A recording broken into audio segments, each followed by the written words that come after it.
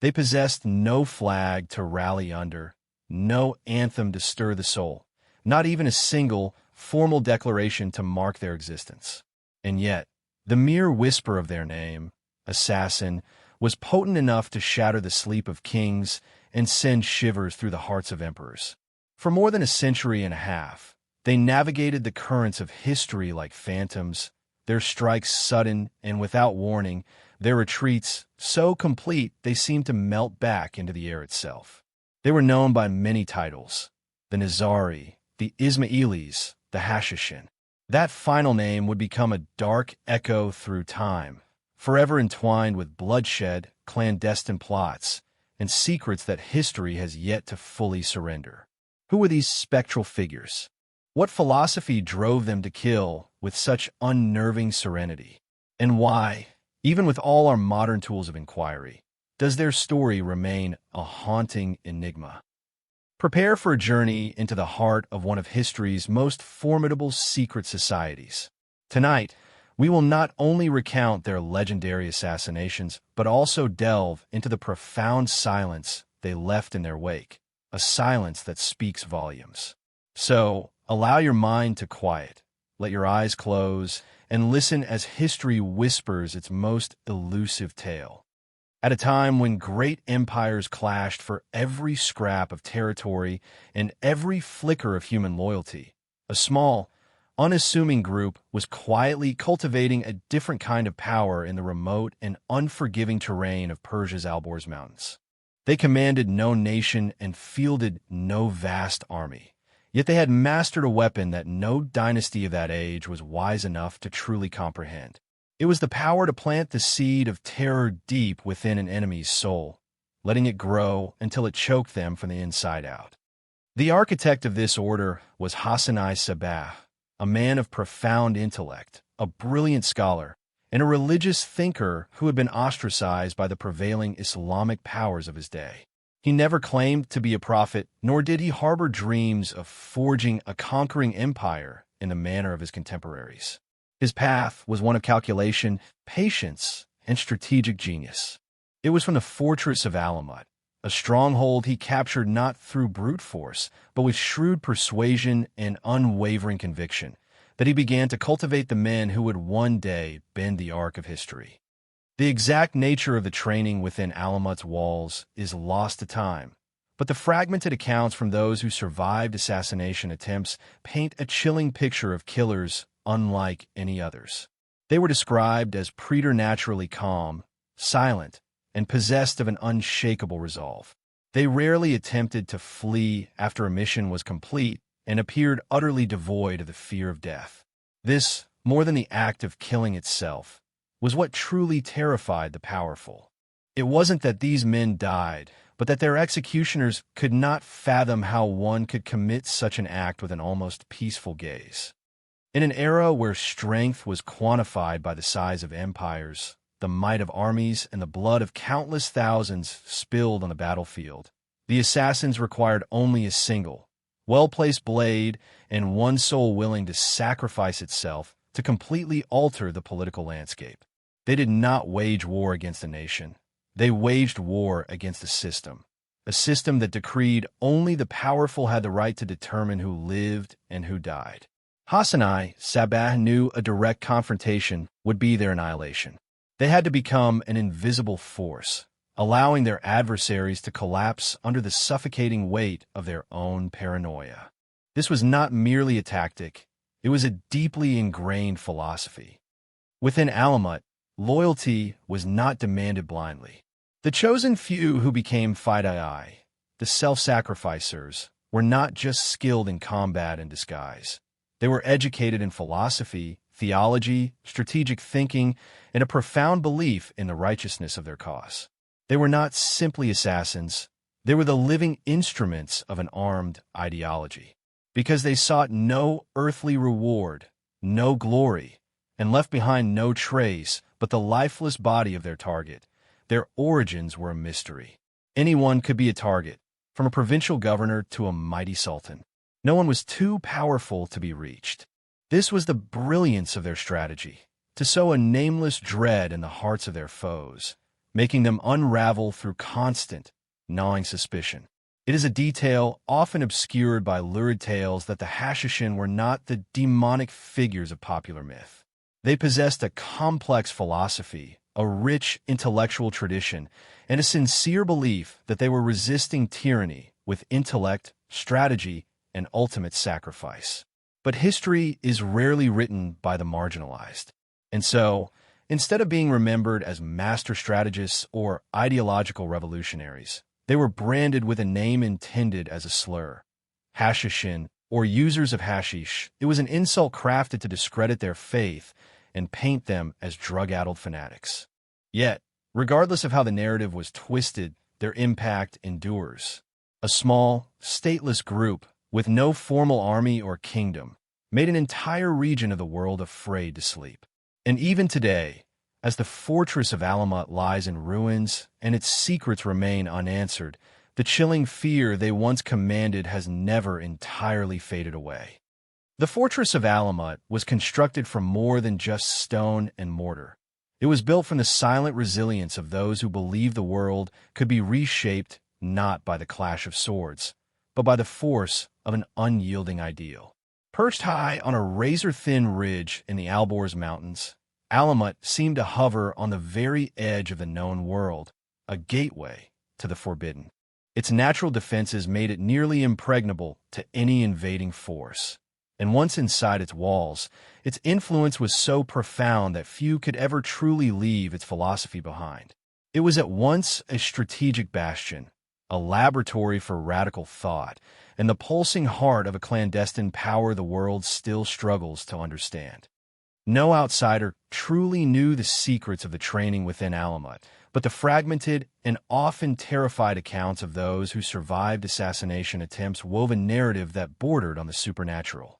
Young recruits, some barely teenagers, were not brought to the fortress merely to learn the art of killing, but to internalize the profound reason why they must be prepared to die. They were immersed in studies of philosophy, theology, complex strategy, and cryptography. Their loyalty was not forged by whips or threats, but by careful persuasion, the deeply instilled idea that the world had fallen into the hands of false, corrupt powers, and only through the ultimate sacrifice of the self could this falsehood be dismantled. Legends, most famously spread by Marco Polo, speak of Hassanai Sabah creating a secret, artificial paradise within Alamut's grounds.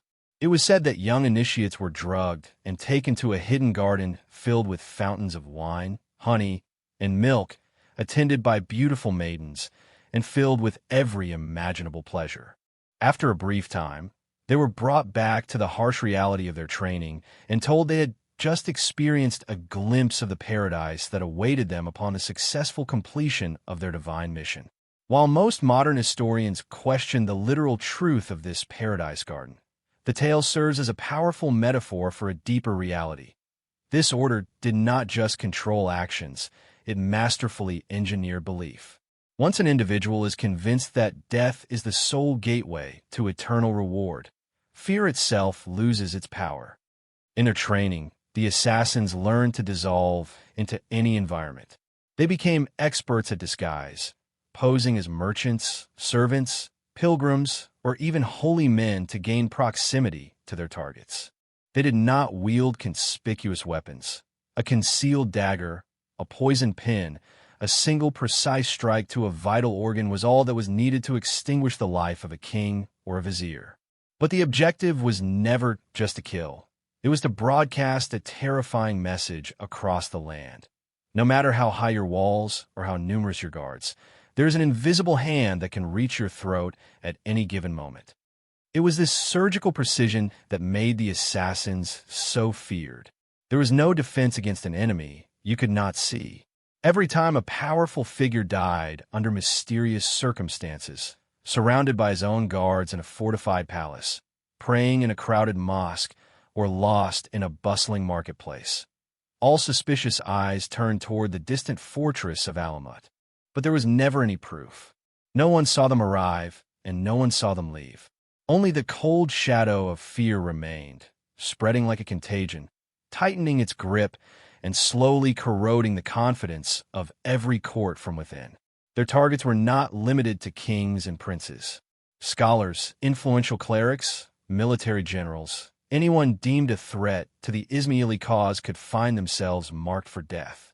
This made the assassins a nameless, faceless enemy in the eyes of the broader Islamic world, but also made them nearly impossible to eradicate. They were not a nation with borders to defend or a standing army to defeat in open battle. They were an ideology fueled by the frustrations of those who had been pushed to the margins of history. To the outside world, they were the Hashashin, fanatics, manipulated minds addicted to visions of paradise. But within the stone halls of Alamut, they knew each other by a different name. Shadowy, the ones who sacrificed, they did not kill for pleasure or for power, but to protect a truth they believed the world was determined to bury. And in that remote mountain sanctuary, amidst its ancient stones and shadowed corridors, they transformed loyalty into the most formidable weapon the world had ever encountered. There were no thundering war drums, no formal declarations of war, no vast armies marching across the plains. Yet, every time a nobleman collapsed in the middle of a crowd, his lifeblood seeping into the dust as he stepped out of a mosque or sat upon his throne, an entire kingdom would be seized by a collective tremor. The killer's name was never known. No footprints were ever found. Only a single, chilling rumor would echo across the lands, time and time again. The men of Alamut have acted. One of the earliest and most consequential assassinations was the death of Nizam al-Mulk, the Grand Vizier of the Seljuk Empire. He was a man of immense power, a brilliant statesman who founded the renowned Nizamiya school system and was the most ardent and formidable opponent of the Ismaili sect. In the year 1092, while traveling, Nizam was approached by a stranger disguised as a Sufi mystic seeking a blessing. In a flash, the man produced a dagger and, with a single, expertly placed stab, ended the vizier's life on the spot. The assassin was cut down by guards immediately after, but the message had been delivered with terrifying clarity. His identity and motive left no room for doubt. He was a Fidai sent from Alamut. Nizam's death was far more than a personal execution. It was a devastating strike at the very heart of Seljuk authority. The assassination shattered the political foundations of the empire, sowed chaos and distrust, and created fractures through which the Ismailis could survive and even expand their influence. It was the first stark lesson for the ruling elite. In the right hands, a single dagger could redirect the fate of an empire. In the years that followed, a grim procession of prominent figures met similar fates. Governors, judges, and military commanders were struck down. What made these killings so unnerving was their audaciousness. They were rarely carried out in the dead of night or in secluded alleys. Instead, they often occurred in broad daylight, in full view of dozens of witnesses, as if they were theatrical performances designed to resonate across the land. From the courts of Persia to the cities of Syria, the name Hashashin was whispered with a steadily growing dread, a fear that spread faster and more effectively than any invading army. Some were killed while delivering sermons. Others were stabbed in the security of their private chambers, during secret meetings with their most trusted advisors. Some simply collapsed at the gates of mosques, surrounded by thousands of worshippers, and yet no one could ever say for certain where the killer came from. That was the message the assassins intended for the world to internalize. Not even sacred ground can offer you protection. Another assassination that sent shockwaves all the way to Christendom was the killing of Conrad of Montferrat, a powerful crusader noble in the Holy Land.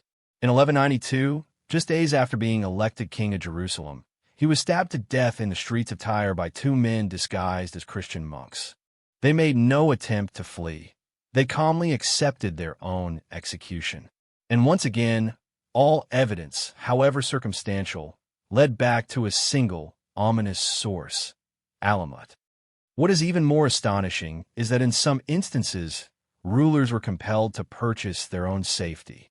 They would send lavish gifts, secret treaties, or letters of appeasement to the assassins, hoping to be spared. When an enemy could not be defeated by force, they were bribed into submission.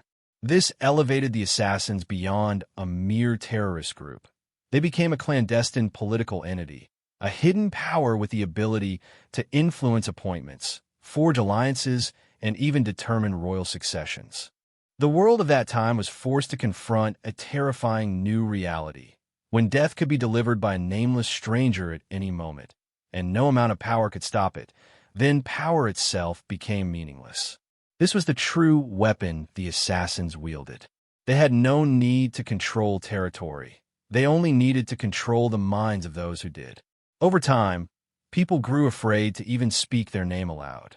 They became ghosts, whispers, an ever-present dread that haunted palaces and mosques alike. Those who dared to oppose the Ismaili cause knew what fate likely awaited them. Not because they were weak, but because they understood that somewhere in the shadows, a blade was patiently waiting for the moment they let their guard down. There is one thing that rulers fear more than a sudden, violent death. It is not knowing where the killer might be, or even who they are. This is the domain where the assassins outmaneuvered every other power of their era. They possessed no colossal army, yet their influence could traverse the entire Middle East in a matter of days.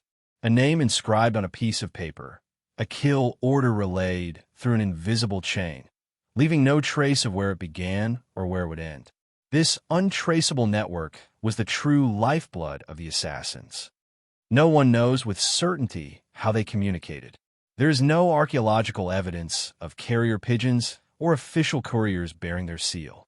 Yet, stories persist of messages conveyed through nothing more than a shared glance, a seemingly innocuous phrase, or an object placed in a precise location at a precise time. A command could cross deserts, scale mountains, and slip through fortified borders, arriving in the hands of the right person at the right moment. It was a system that seemed to operate through a silent language of its own, a hidden web woven from absolute trust, shared ritual, and powerful symbols. The signs of the assassins were deceptively simple: a small dagger wedged into a doorframe, a coin engraved with the image of a tower left on a table, a strip of colored cloth tied to a specific tree branch. To an outsider, these were meaningless objects, but to a Fido eye, they were a complex code of survival and instruction, signs that they were not alone in this invisible war. There is another fascinating aspect. The assassins almost never left behind written evidence. There were no ledgers, no documents, no commands written in plain language. On the rare occasions they did leave messages, they were veiled within lines of poetry, verses from the Quran, or symbols that appeared entirely random to the uninitiated. This is why modern historians find them so elusive. The problem is not a lack of information, but that everything is shrouded in so many layers of esoteric meaning that no one can declare with certainty what is real.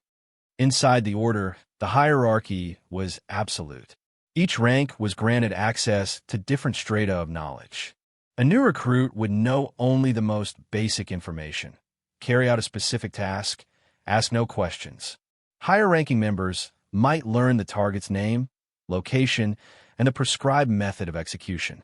But only a select few, the inner circle closest to Hassan I-Sabah, were privy to the complete strategic picture.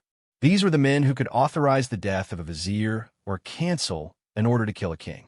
This rigid layering of information created an unbreakable wall of secrecy.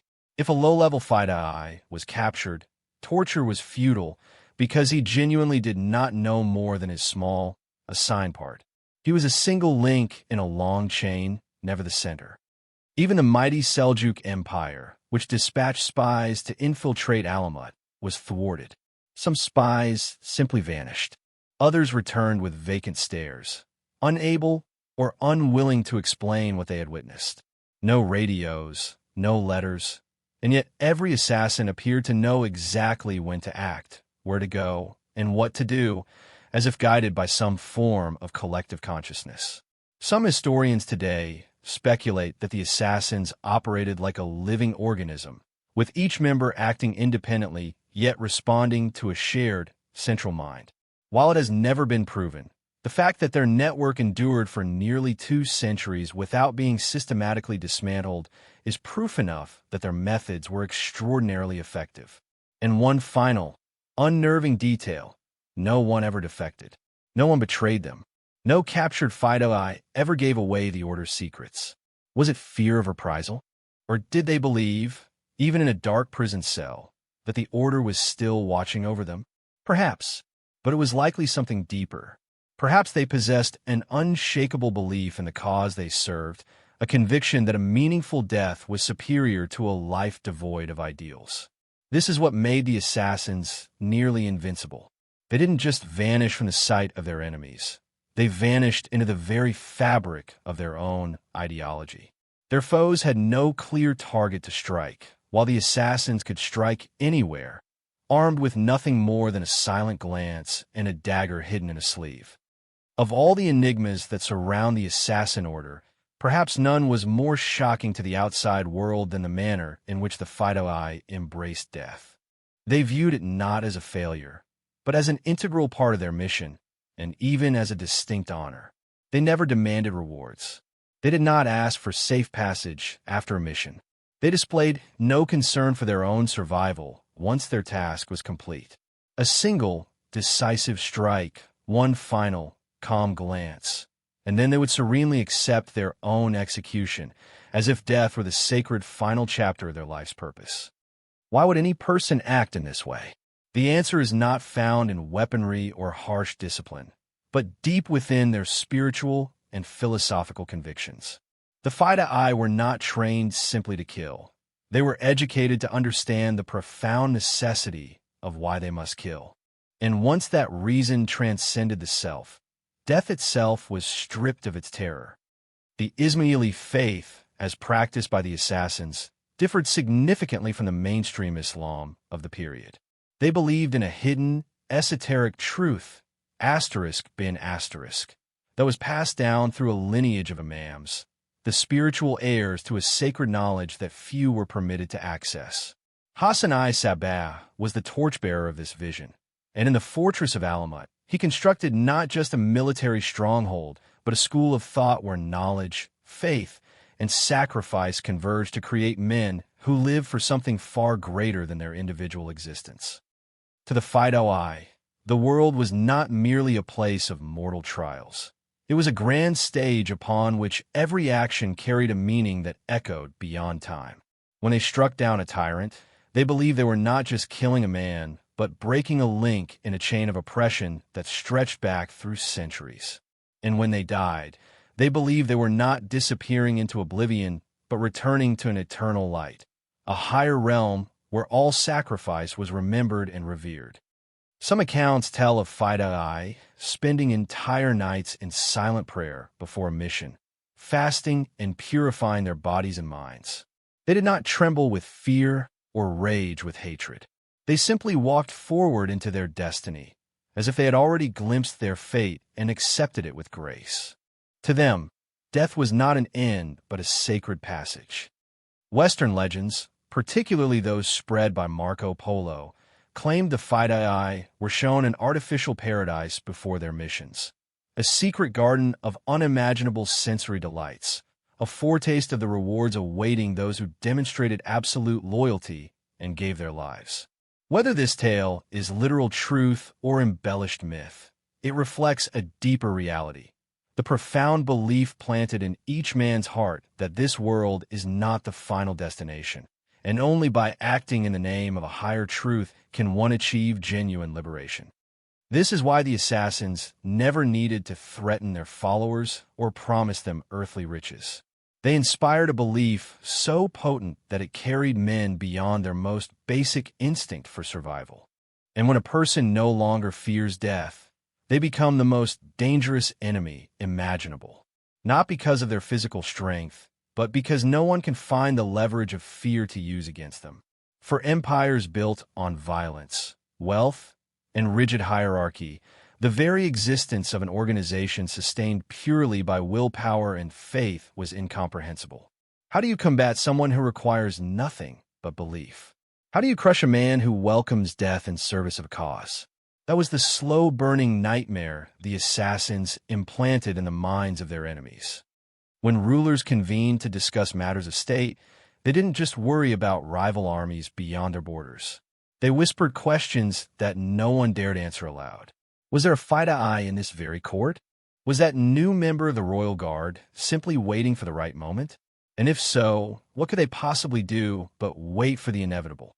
When a lord or a high-ranking cleric was killed inside his own home, right in front of his most trusted guards, and the killer was revealed to be someone who had lived and worked beside him for years, the first question was never who did it. It was how long had he been here? For the assassins, mere presence mattered less than perfect timing. A Fidei could move like a shadow and breathe like the night, only to materialize for a single, history-altering moment. The Fidei were not just killers. They were masterful actors in a long, patient play of conspiracy that could span years, even decades. They learned their enemies' language and customs. They lived as locals, flawlessly disguised as merchants, scholars, servants, or even soldiers in their target's own army. They learned to think like their enemy, to become their enemy, and then they waited. Some spent their entire youth just to gain one step of proximity to their mark. One chilling account from that era tells of a Fidei who spent 13 years embedded within the Seljuk court. He was so convincing that he rose through the ranks to become a trusted advisor, even commanding a fortress in the Sultan's name. Then one day, while sharing tea with his target in a quiet study, he calmly reached into his sleeve and with a single, fluid motion, plunged a dagger into the man's heart. He then sat back down, waited for the guards to arrive, and smiled. It was not an act of impulse. It was the culmination of over a decade of patience, infiltration, and perfect performance.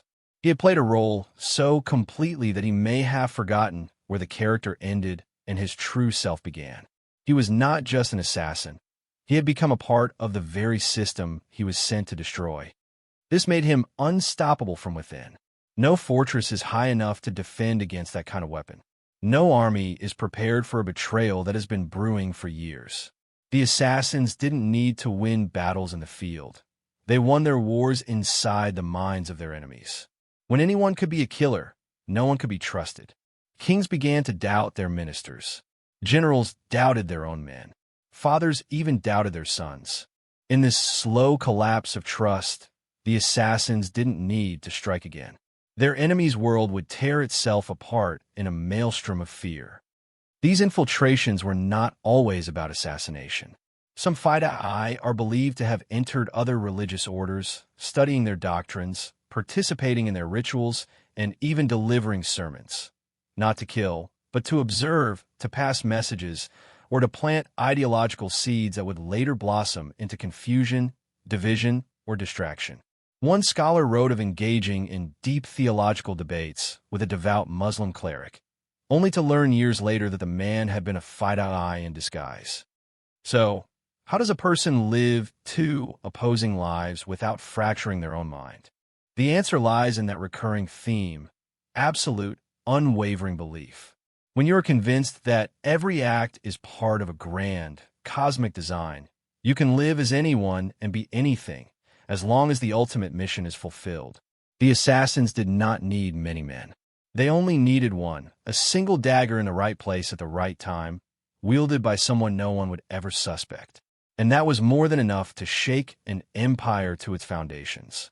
That is why royal courts lived in a state of constant, low-grade terror. They couldn't tell who among them was real, who would strike, and who would smile as blood spilled across the marble floors. No one could defeat a force that used patience as its weapon and faith as its armor. No one could ever be sure. Was the guard at the palace gate today a killer who had waited 9 years for this one shift? Was the servant pouring the wine trained to slit throats since he was a boy? These were the questions that had no answers, and that was the assassin's quietest, most perfect victory. To the Western eye, the Crusades were framed as a holy war, a divine mission to reclaim the Holy Land for Christendom. But on the ground, in a volatile landscape of the early 12th century Middle East, it was an era of brutal bloodshed, shifting alliances, and endemic chaos. The Islamic kingdoms were fractured and warring amongst themselves. The Christian crusader states were in a constant state of flux, conquering, betraying, and being reconquered. And amidst this violent storm, there existed a small, enigmatic force. They flew no flag, commanded no army, and had no ambition for territory, yet they were feared by both sides, the assassins. At first, the crusaders did not understand them. To them, the enemy was Islam, a monolithic foe. But then, leaders from their own ranks began to be assassinated, without apparent cause, without a formal battle. They were not slain on the battlefield, but in the street, at wedding feasts, or while dining in their own quarters.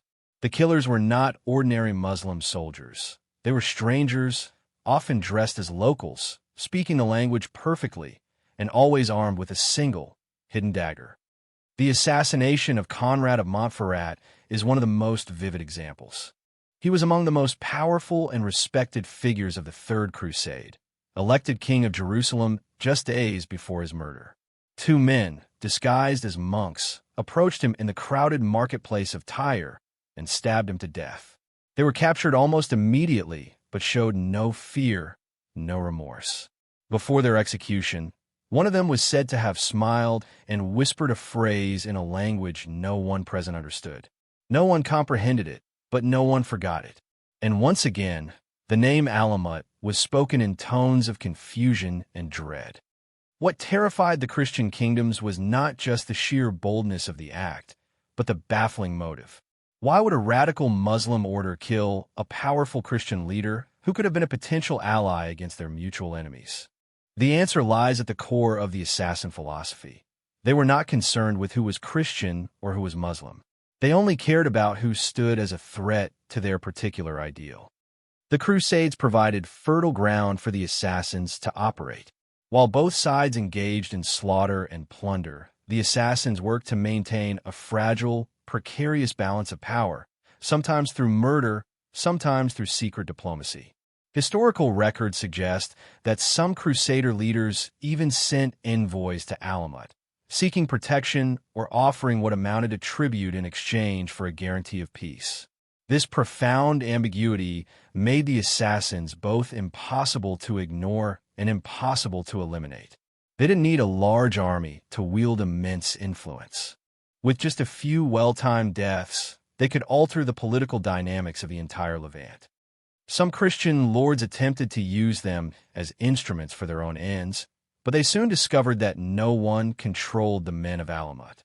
They did not serve gold, nor did they fear threats. They moved to the rhythm of a logic that no outsider could ever hope to decipher. A legend tells of King Richard the Lionheart sending a message to the leader of the assassins in Syria, demanding he stop targeting his men.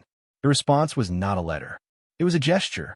The next morning, the envoy found a sharp dagger placed beside his bed. Attached was a simple note. If I wished it, this would be in your master's heart. No one can confirm if the story is true, but the power of the rumor alone was enough to keep English soldiers awake at night, trembling in the silence of the desert. What made the assassins so terrifyingly effective was their understanding of psychological warfare. They didn't need to kill many to horrify thousands. A few high-profile deaths were sufficient, because no one ever knew who would be next. No one knew where the killer lurked, and no one knew if someone in their own camp was secretly serving Alamut.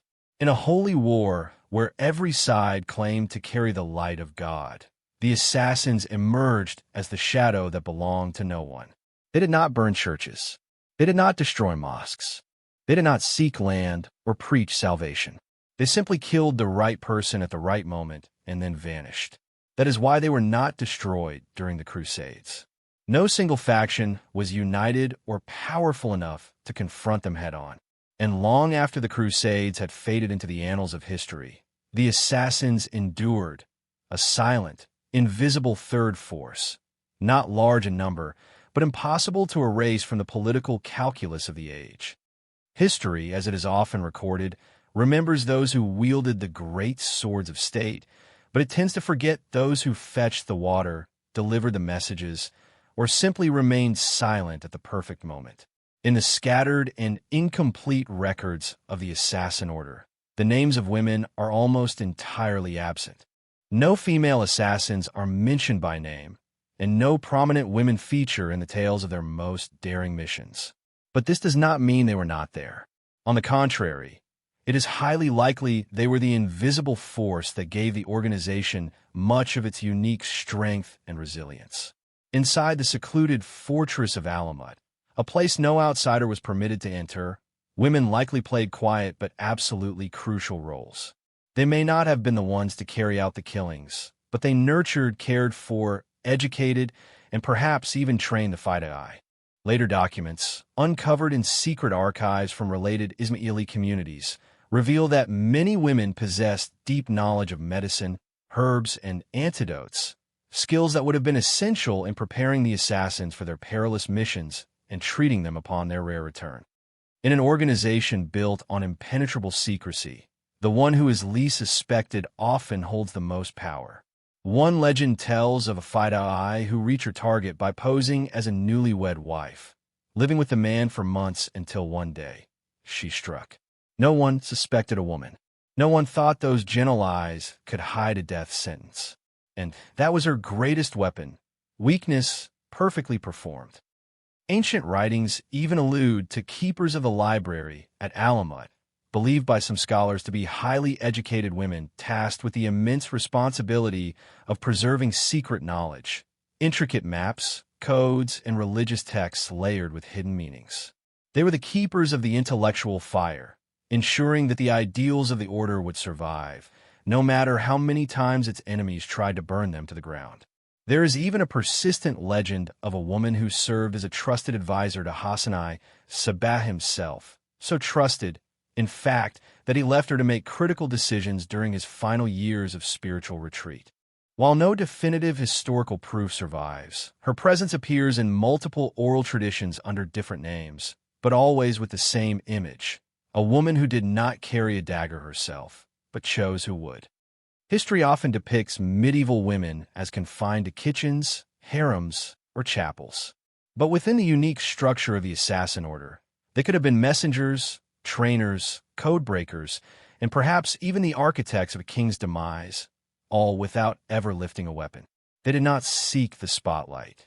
They existed as part of the hidden framework, the unseen spine that gave the body its strength. Remarkably, it is believed that women in the Ismaili communities of the assassins were not treated as mere property, as was common in many other societies of the time. They were given access to knowledge, trained in critical thought, and entrusted with the order's most vital secrets.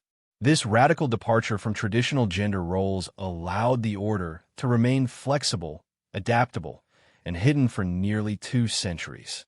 Because when no one suspects a woman, she becomes the invisible link that holds everything together.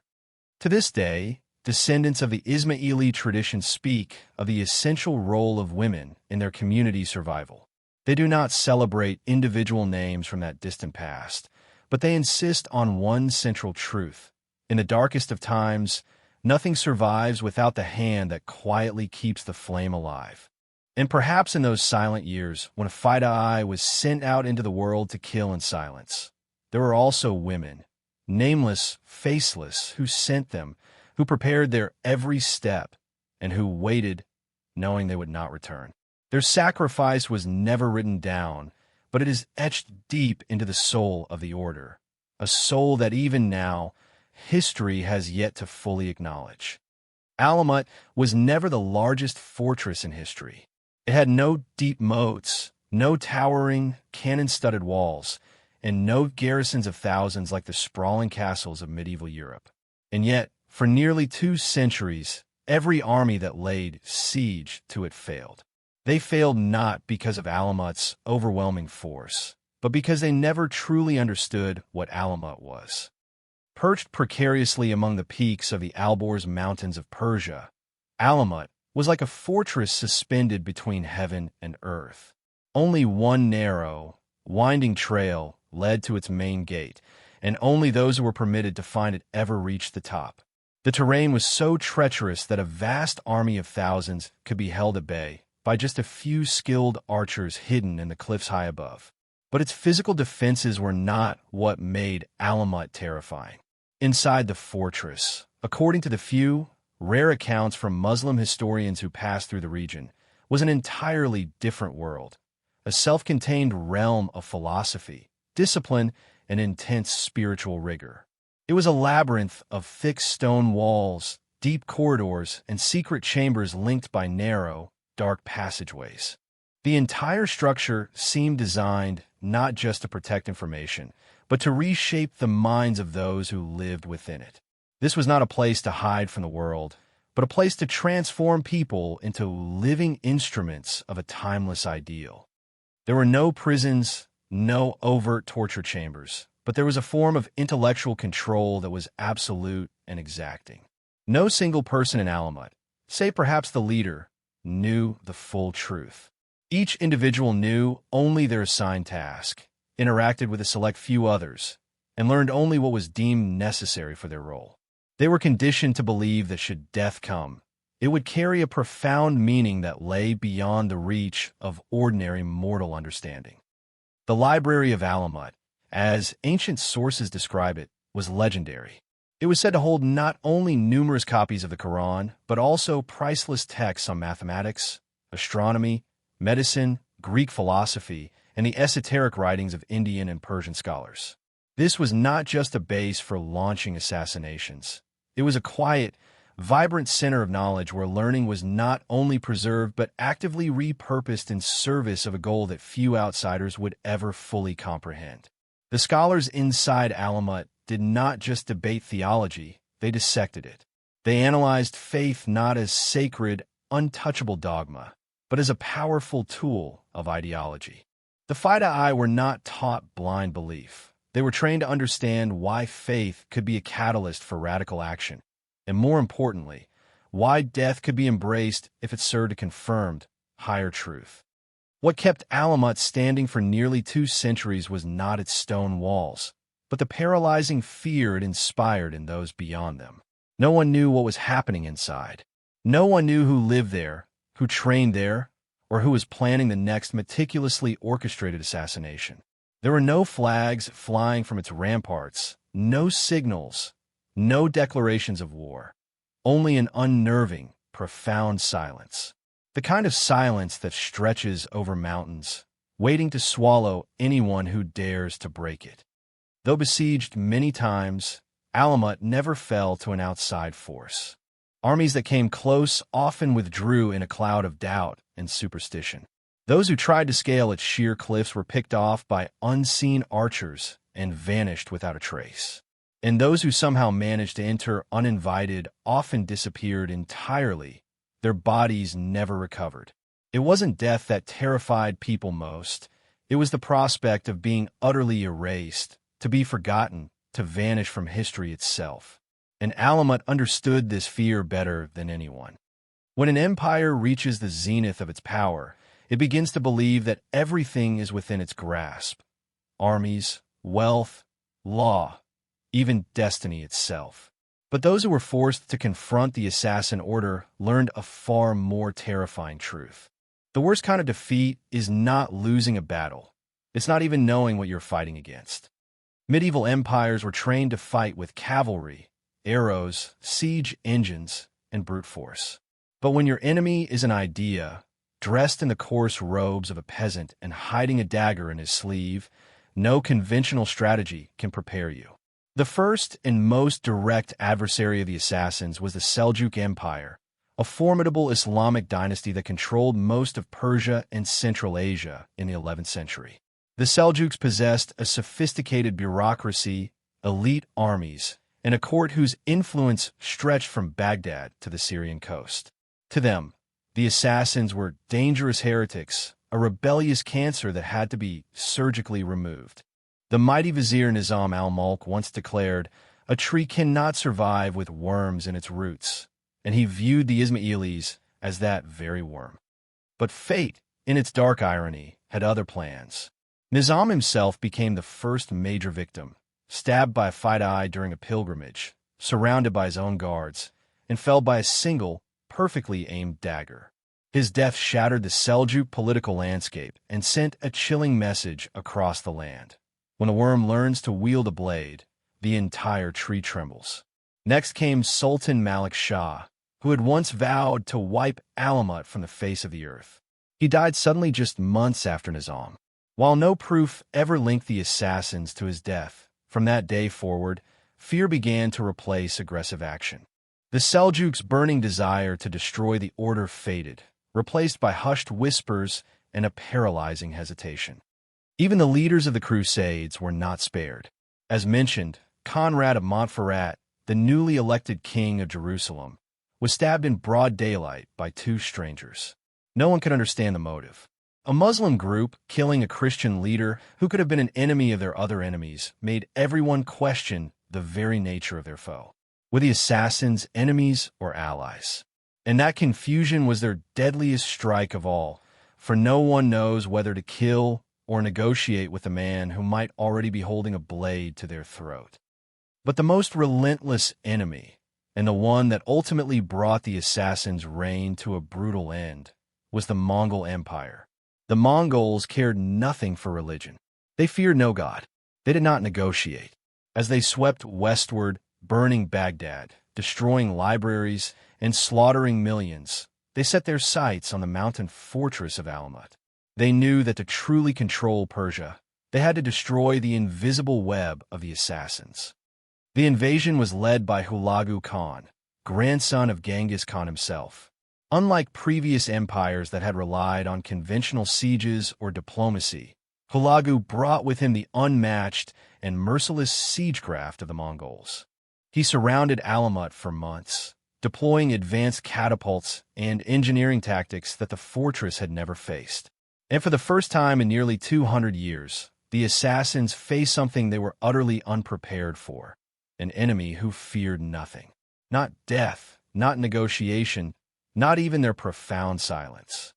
In the end, Alamut fell, but it fell not in a blaze of glory, not in a heroic last stand, but in that same haunting silence that had defined its existence.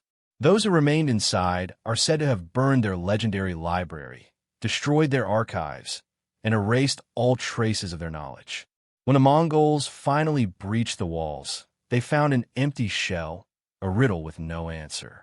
No leaders were captured, no treasure was found, no ideology was uncovered, just scorched walls and defaced symbols, as if history itself was trying to conceal what had once lived there.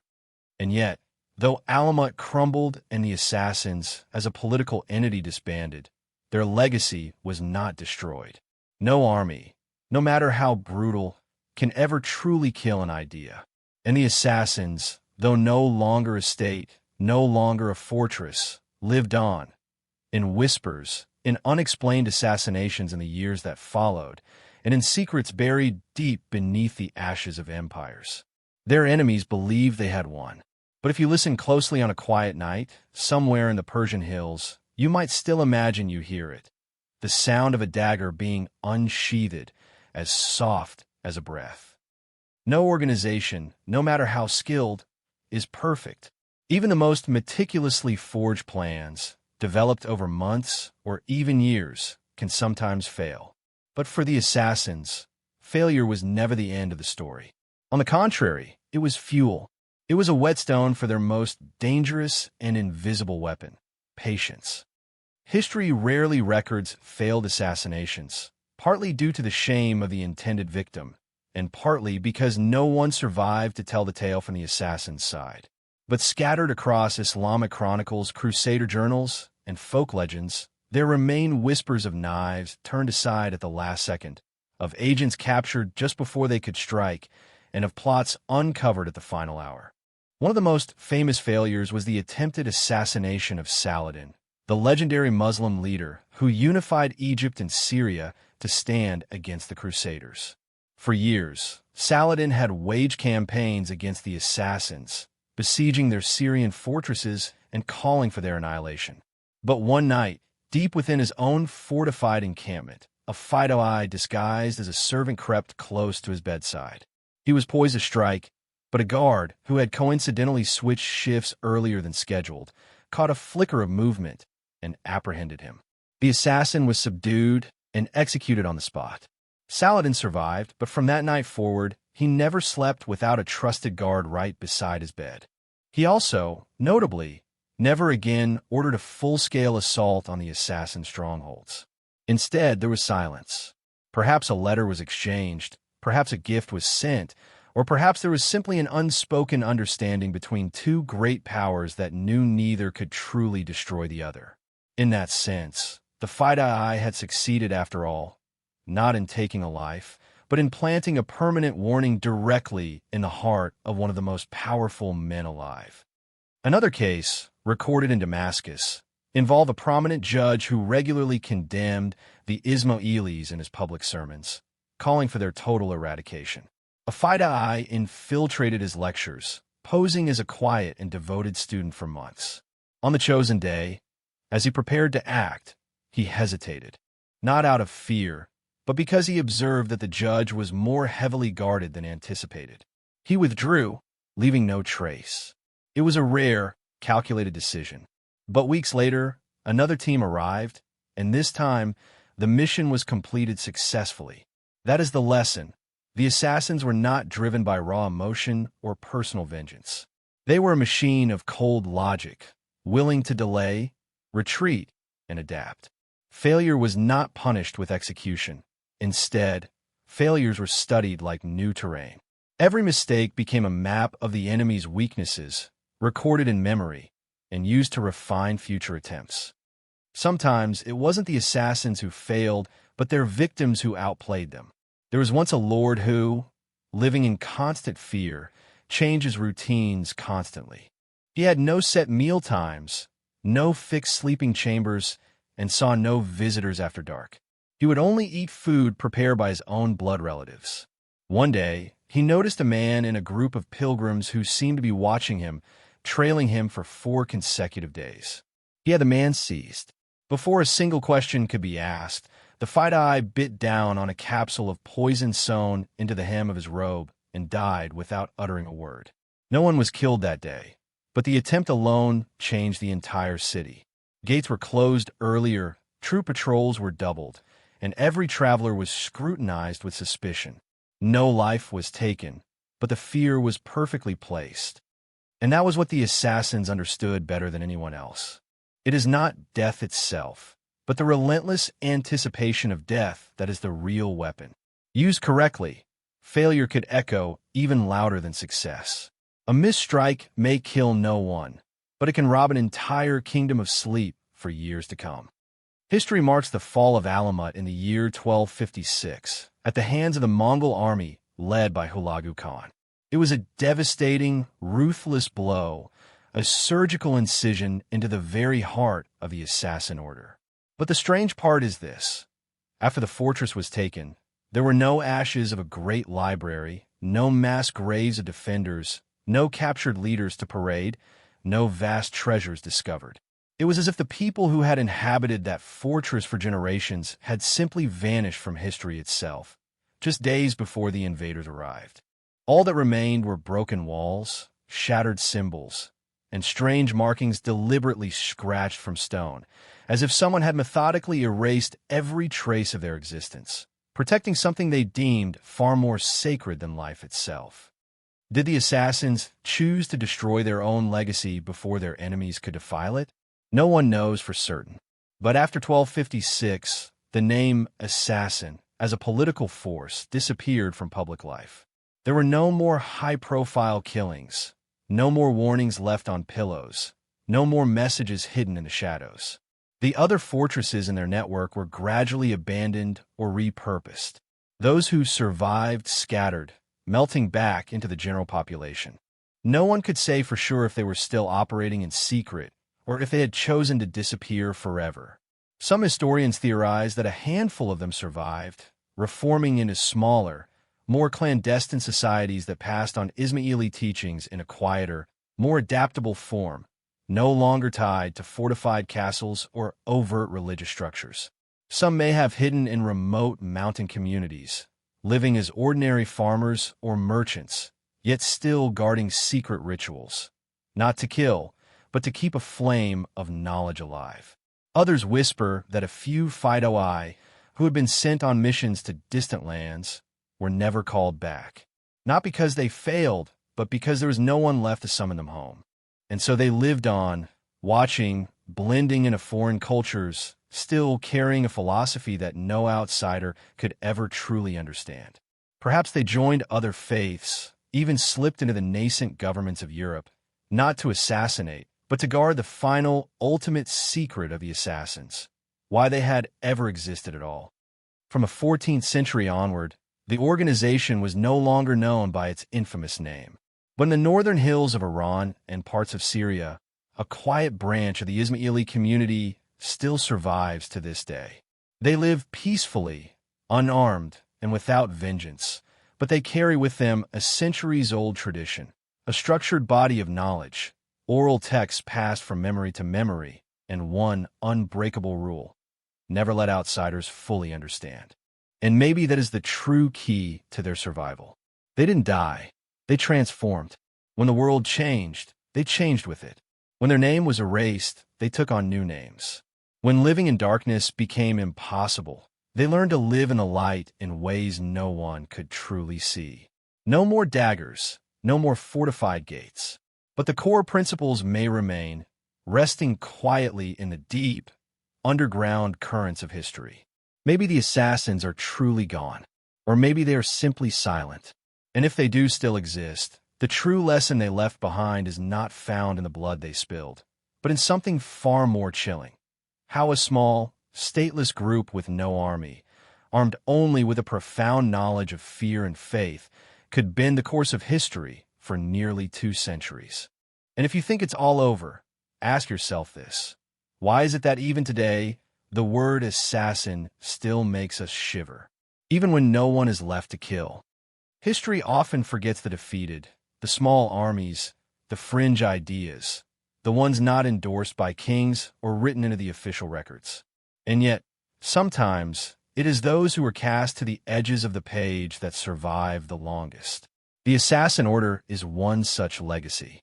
It is a story not found in most school books, but one that is vibrantly alive in memory, in symbols, in our collective imagination, and in the whispered folklore of humankind.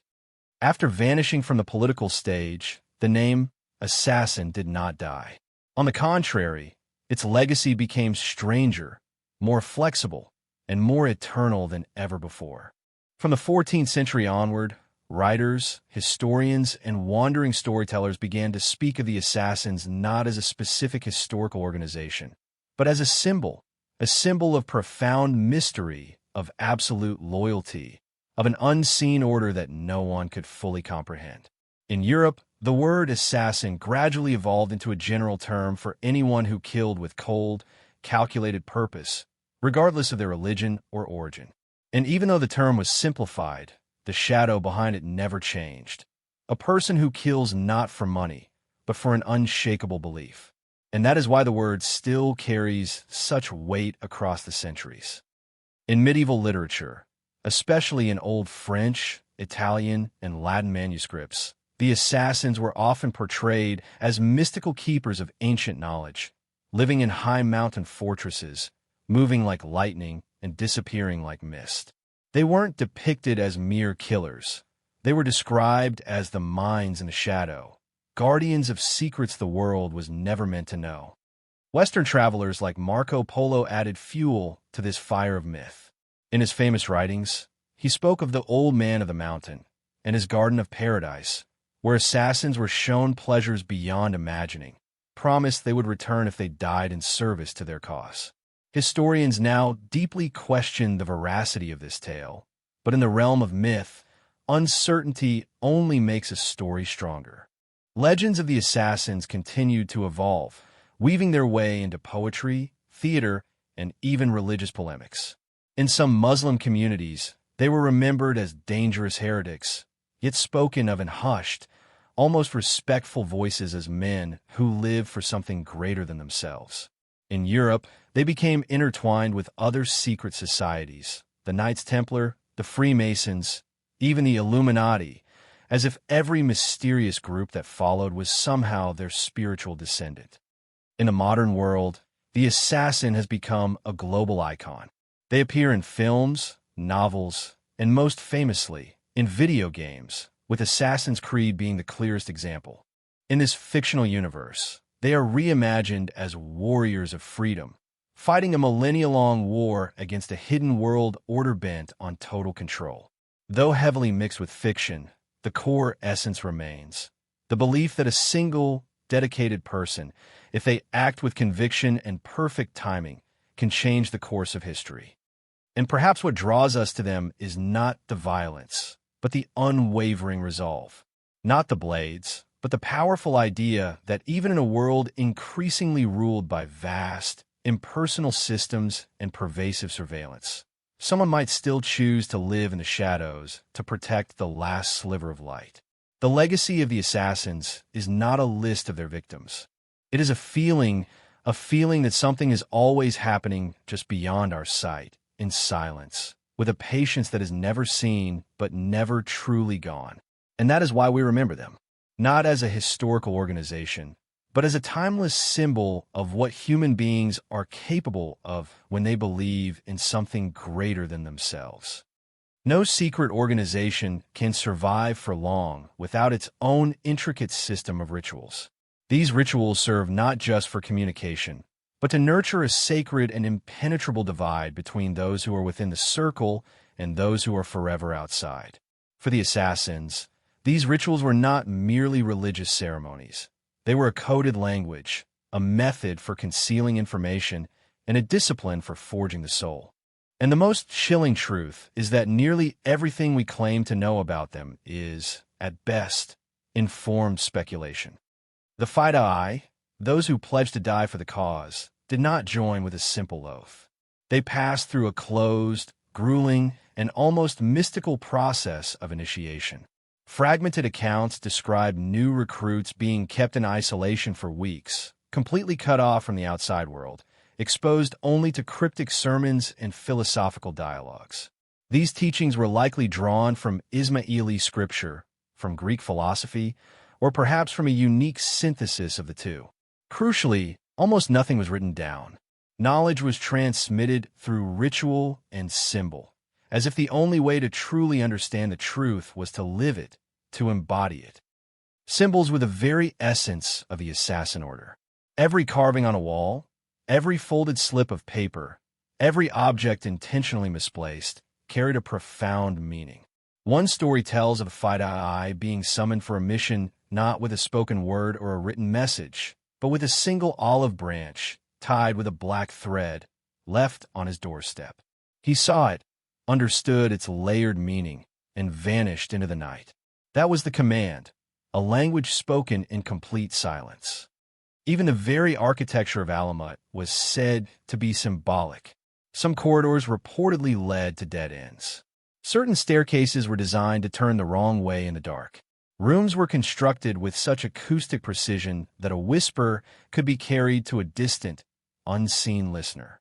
To navigate such a space, one had to be awakened, to learn to read the environment with senses that no outsider could ever develop. Unusual traditions were also noted. Before an assassination, a shadowy did not simply depart. He would perform a private rite, reciting an ancient verse, kissing a carved stone, or lighting a single candle and extinguishing it in silence. Each may have had his own way, but all these acts pointed toward one core belief: they never acted alone. They were part of something larger, something eternal. Even their everyday speech was likely encoded. A simple greeting might not mean hello. A seemingly innocent question could be in order to kill. A parable told over a meal might contain a location, a date, and a name. This is why outsiders never learned how they truly communicated, because their spoken words were just the surface of a deep, shared, collective experience. Modern scholars suggest the assassins may have developed a kind of sacred, unwritten language, etched into the mind through relentless repetition and ritual.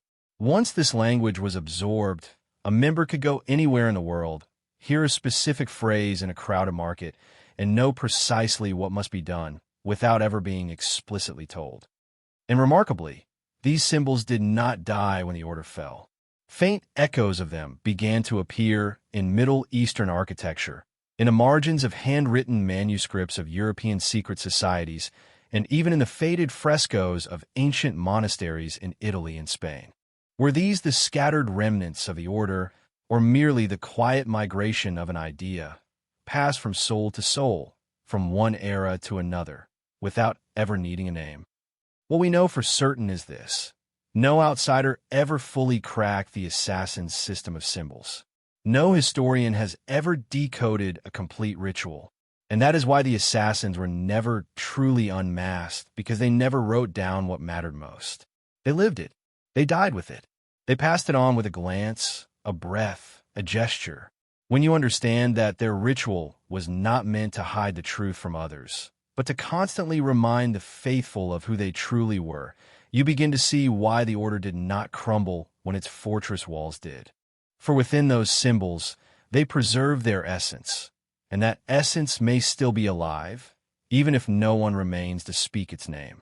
When we look at the daggers, the shocking assassinations, and the sudden deaths met with calm, unwavering eyes, it is easy to label them as mere killers. But to stop there is to miss the most profound truth about them. The assassins did not act like mercenaries or common murderers. They moved with a sense of purpose, with a spiritual intent, and a rational conviction that created a mystery that remains unsolved to this day. The philosophy they followed was inseparable from the core ideas of the Ismaili faith, a branch of Shia Islam that believes truth is not found only in the literal meaning of words, but in the hidden, esoteric meanings layered beneath language and symbol. To them, the Quran was not just a book of law. It was a cipher, a complex map pointing toward a higher reality, one that only those who had been awakened could truly read. And those who awakened believed it was their sacred duty to maintain balance in the world at any cost. For the assassins, killing was not an act of rebellion. It was a corrective gesture, a necessary surgical cut to realign the world when it had drifted perilously off course. To them, a tyrant king, a hate-spouting cleric, or a corrupt judge were not simply enemies. They were misaligned links in the great wheel of history. And their mission was to sever those links before the wheel could crush everyone beneath it. Outsiders saw only death, but insiders saw restored order. Not everyone was a target. Only those who were believed to bring destruction and chaos upon the world if they were allowed to remain in power. Many Fidai may have acted without receiving direct orders. They sensed the imbalance, they understood the internal logic of their cause, and they moved as if they were individual cells within a greater mind that did not need to speak to be understood. Ancient texts allude to assassins meditating, reciting scripture, or reflecting on complex philosophical problems before a mission. They did not kill in a fit of anger. They acted with a cold, detached clarity, as if they were performing a sacred rite, not committing a crime. And that is what terrified the rulers of their day most of all. A man who kills a king and is a criminal can be dealt with. But a man who kills a king because he believes he is saving the world is an entirely different kind of threat. This belief was not born in blood, but in books. Alamut was not just a training ground for warriors. It was a vibrant school of thought where its members studied Greek philosophy, Indian mathematics, Babylonian astronomy, and even religious texts that had been banned by the ruling powers. Within those stone walls, they debated free will, the nature of power, and the very limits of morality. And from those debates, a terrifying conclusion emerged. In a rotting world, to kill one person to save many might be the most moral act of all. Not everyone can understand that logic. Fewer still could ever accept it. But that is why the Fidai could face death without hesitation. They did not seek an earthly reward. They did not expect a literal paradise. They simply believed that doing what is right, even if it is misunderstood, even if it is cursed, even if it is erased from memory, must still be done. And that is why the assassins were unlike any other group in history. Today, some see them as terrorists. Some call them freedom fighters, others extreme philosophers. But no matter what we name them, they leave behind one haunting question that no one has ever truly answered. If a person sees a great evil coming, clearly, undeniably, and they have one chance to stop it, should they act? The assassins never waited for an answer. They simply acted and left behind a pause in history that has never fully faded. Amid all the dramatic stories of daggers tucked in sleeves, killings no one saw coming, and mountaintop fortresses shrouded in mist, there's one truth that is rarely mentioned, but is perhaps more important than all the rest. The assassins were, above all else, readers. It was no coincidence that the most sacred and heavily guarded place in Alamut was not the armory, nor the prison, but the library. There, in the soft glow of oil lamps and the cold, reverent hush of stone corridors, hundreds of sacred texts, intricate maps, ancient scrolls, and philosophical manuscripts were meticulously copied, preserved, and memorized. According to scattered historical records, the founder of the order, Hassan I-Sabah, spent hours each day not training his followers how to kill, but teaching them how to understand the world. To him, the blade was merely the result. The true cause lay in how one perceived justice, power, and truth. Assassins trained at Alamut did not just learn to move silently or strike in crowded marketplaces. They studied Greek philosophy, Indian mathematics, astronomy, medicine, and texts that were strictly forbidden by the ruling religious authorities of their time. They read Aristotle. They learned how to dissect language. And most importantly, they were trained to challenge their teachers, to question everything. From this intellectually rigorous environment emerged a generation of shadowy who were not mindless weapons, but rational actors, philosophers of action. Each assassination was not a blind command to be obeyed. It was the endpoint of intense debate, deep analysis, and moral deliberation. They believed that only by truly understanding the value of a human life do you earn the right to take one. The Alamut Library was said to be a one-of-a-kind sanctuary of knowledge in the medieval world. It housed not only Islamic texts, but also Jewish, Christian, Persian, and even ancient Egyptian writings. In an age when most powers burned what they feared, the assassins collected, translated, and protected knowledge, not to boast of their collection, but because they believed it was the most silent, most enduring form of power. This made them enemies on all sides. They were hated by orthodox religious authorities for guarding heretical knowledge, and they were feared by kings for using sophisticated thought to manipulate politics. An assassin could be killed, but an idea, a reinterpreted verse, or an unanswerable question could outlive entire empires. Some Fidei were sent on missions not to kill, but to debate. They traveled to distant lands, posing as scholars, and quietly undermined rigid, dogmatic belief systems with gentle, unanswerable questions. They didn't preach rebellion. They didn't incite violence. They simply planted seeds of doubt. And in many cases, that was enough to collapse a corrupt structure long before any blood needed to be spilled. Today, most of Alamut's legendary library is lost, burned by the Mongols, or vanished into the mists of history. But fragments have surfaced over the centuries in European monasteries, in ancient archives across Syria, Egypt, and Persia. They bear no assassin seal, but in their unique method of interpretation, their depth of language, and their precision of logic, a familiar presence lingers like an invisible signature. Yes, the assassins killed. But more than that, they stayed up through the long nights, reading and debating, to understand why the act of killing should ever matter. And if there is one thing that truly sets them apart from every other force of death in history, it is this. They believed that intellect was not just a tool for living well, but the only way to die with honor. Perhaps the assassin order officially vanished from the stage of history in the 13th century. But strangely, the further they drift from our time, the sharper their silhouette becomes in the public imagination. No longer present on any map, absent from any war report, they now live on in books, in films, and most vividly, in our collective consciousness, a symbol that no one fully understands, yet everyone feels is somehow still present. It was in the West that the image of the assassins first became romanticized. By the 14th and 15th centuries, French, Italian, and Latin manuscripts began to describe them not merely as killers, but as knights of the shadows, enlightened masters who acted outside the law in service of a higher truth. They were no longer just heretics. They were intellectual warriors, fighting not for personal glory, but to protect a truth that had been buried. In the 18th and 19th centuries, as Europe entered the Age of Enlightenment and then the Industrial Revolution, the name assassin reemerged, not in history books, but in literature and political discourse.